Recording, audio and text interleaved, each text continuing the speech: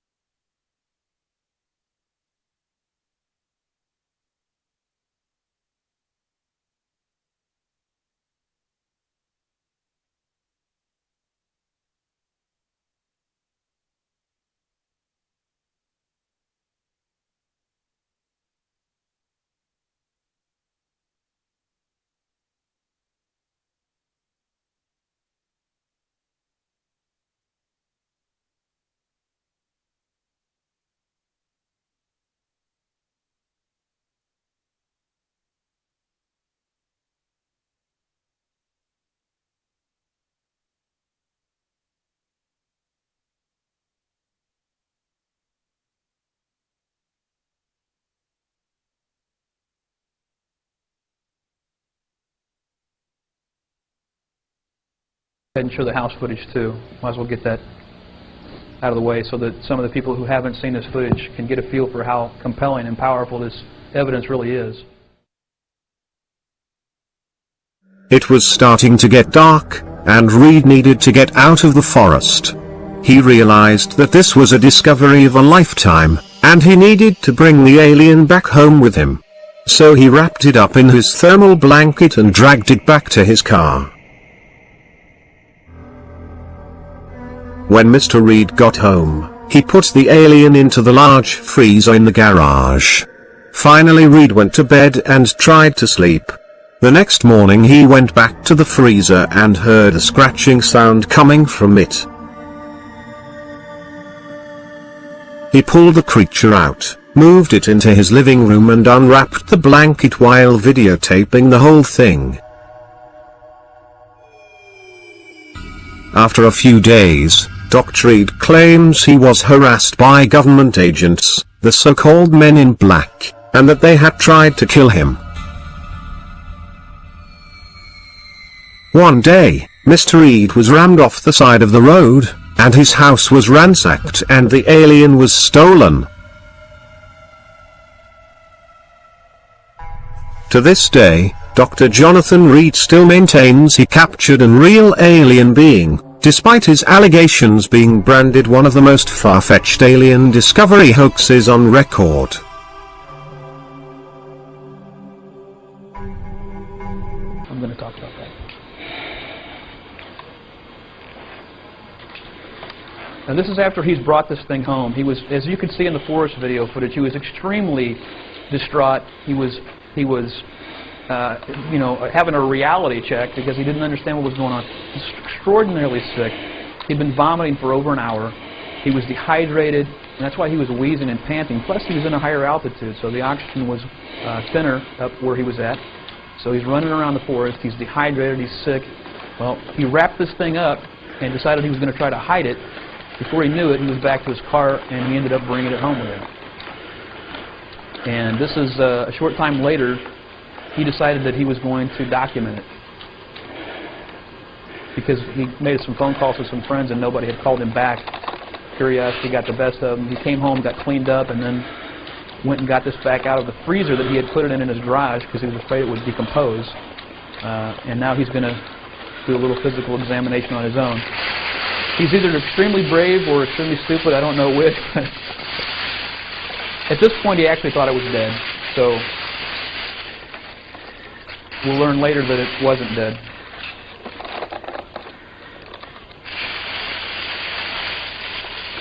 This is the thermal blanket he wrapped it up in, and he had some straps. He had a piece suit that covered its hands and feet seamlessly. There appeared to be no seams or buttons or zippers or anything. It just appeared to be totally around it. As you can see, it's kind of a turtleneck, so to speak.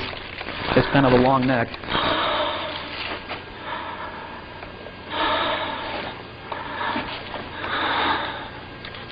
Well, we didn't have him medically examined, but I would say he had to have. He had quite a headache, and you'll see that later on. He actually, you know, well, some people don't know the story, so let me quickly recap after this video segment plays. How the creature actually got in this state is an interesting story all by itself.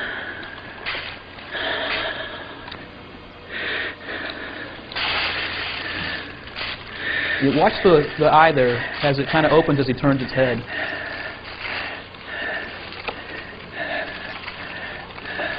He was a little out of it at that point, I would say. Now the noises that you're hearing here,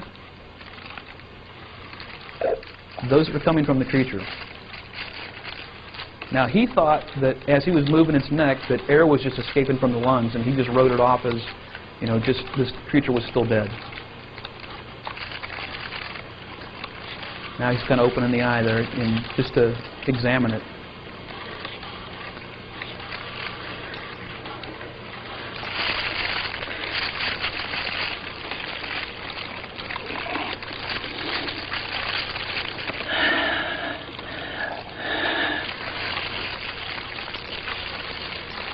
He's filming with one hand, and moving it around with his other. So it's kind of hard. You can see him kind of feeling out there because his distance perspective is a little off looking through the camcorder.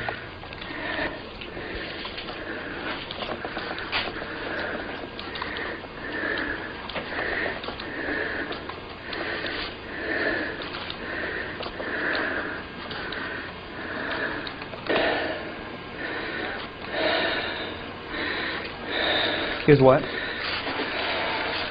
Yeah, there is some blood up by the head. Oh, it was red.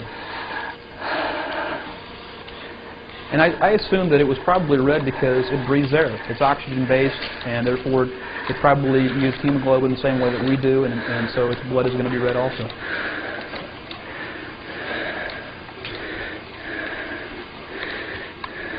Can somebody repeat that question for me up front?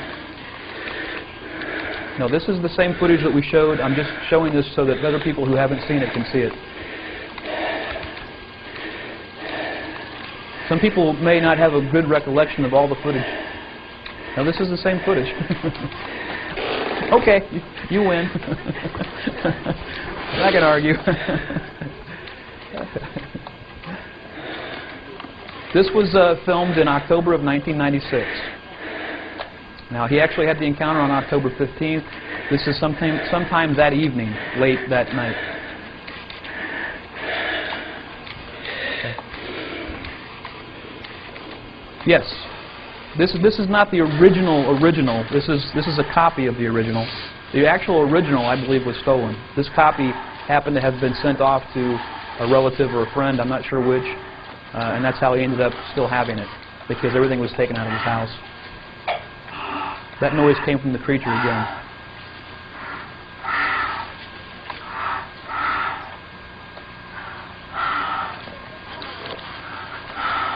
Yes, he actually has this camcorder. In some points, he has it duct taped to a ladder. At other points, he has it sitting on top of a box. Of course, you can't see that because it's sitting on top of it or duct taped to it. That's the wound, and you can see that's a pretty severe wound. It actually breached the skull when he hit this creature with a tree branch. It was attacking his dog. It killed his dog. He reacted instinctively by, he had a tree branch already in his hand, and he swung it and hit the creature, knocking it down. The remains of his dog was white powder, and I'm going to show you that later on.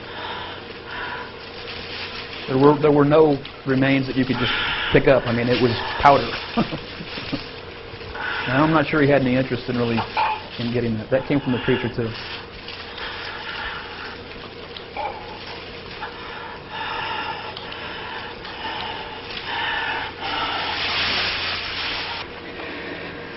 Okay, I think you can stop the video at that point. You can see the whole body is there and everything. So, some people say it was just a head at one point.